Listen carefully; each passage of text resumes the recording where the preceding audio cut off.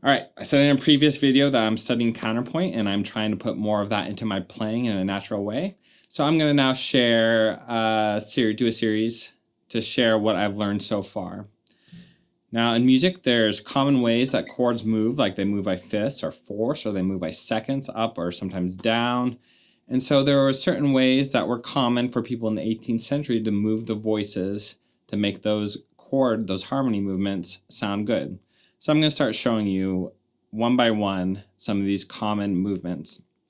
And the first one is when chords move down by a second. So there's not actually a lot of examples in gypsy jazz where a chord progression just moves down in a second. In the song What a Wonderful World, you have an example on the A section where it goes from a G and it just walks down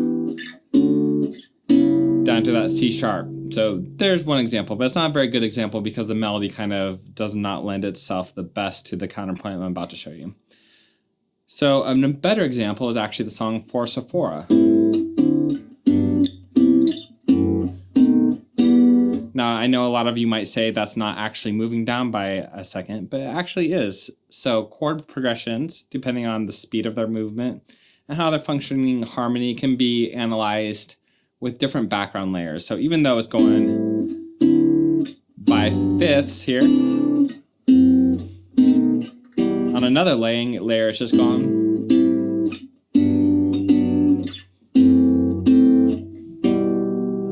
Okay, so we're going to show how to move down a second at a time using common practice in 18th century counterpoint. And for movements of a second, those are actually kind of difficult. So what they would do, they would move the voices in first inversion. So instead of an A minor down here, I have the first inversion. I have the third here, I have the fifth here, and I have the root here. Now when I want to go down to that G, I am also going to play a first inversion chord. When I move to the F sharp, first inversion, and to the E minor, first inversion. Now to make it sound a little more counterpoint, we are going to hold one of the voices and we are going to hold the root. We are going to suspend the root. Do you hear how that sounds already? A lot more interesting. And okay, so the next step you would do is take that basic skeleton of a movement and you would add different melodies on those different voices. You could add a melody or whatever on the bass line, on the soprano line, on the middle line. I'm not there yet, so I'm not going to go that much into that.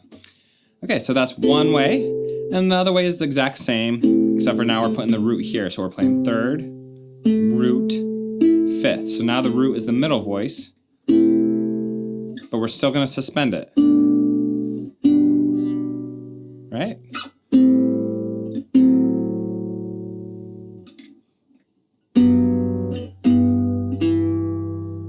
Okay, same exact movement. We've just moved the root from the top voice, the soprano voice, to being the middle voice. So these are all 3-note voicings.